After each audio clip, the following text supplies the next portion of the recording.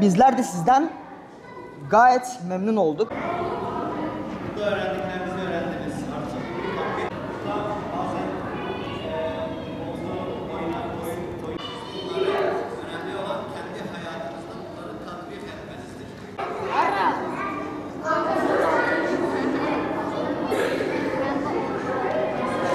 Naip İslam. Yusuf, gel.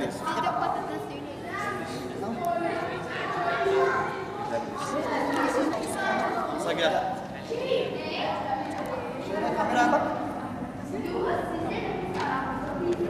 Muhammed Emin Yavşan.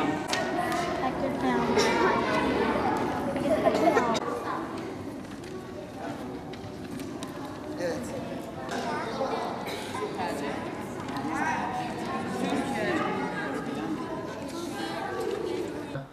Sülüklü İlçe Müftülüğü olarak 201 kursumuzda 201 kurslarımızla Kur'an kurslarımızı başlattık.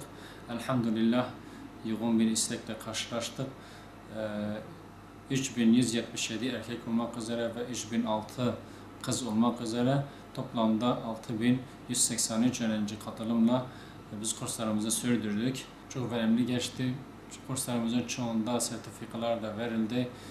Teşekkür belgesi olsun, tadil belgesi olsun. Rabbim bu verilen çabaları dergah hizmetinde kabul etsin inşallah. Bu 2 aylık kurs süresince öğrencilerimize itikat, ibadet, ahlak ve siyer konularıyla birlikte tabii ki Kur'an-ı Kerim'i de öğrettik. Bazıları cüz, bazıları Kur'an-ı Kerim'le birlikte Mevlid'de okuyanlar oldu.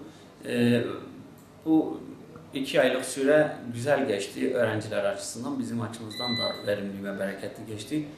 Gün oldu onlarla oyunlar oynadık, oyunlar oynattık onlara. Gün oldu oyunlarla birlikte dersler öğrettik çocuklara. Bugün ders sertifikalarını vererek kursu sonlandırdık. Tabii ki bununla birlikte bitmez Kur'an-ı Kerim öğrenim ve öğretimi. İnşallah bayramdan sonra da çocuklarımızı Kur'an-ı Kerim öğrenmeye camilerimize bekliyoruz. Gelecek sene de tekrar kurslarımız devam edecek inşallah. 2 ayda çok güzel şeyler yaptık. Örtünmeyi öğrendik, namaz kılmayı öğrendik, yarışmalar yaptık, dinimizi öğrendik. Herkese tavsiye ediyorum. Bence siz de gelin. Ben de gelecek sene yine geleceğim. 2 aydır geliyoruz. Namaz kıldık, Kur'an okuduk. Peygamberimizin hayatını okuduk. Eğlenceliydi.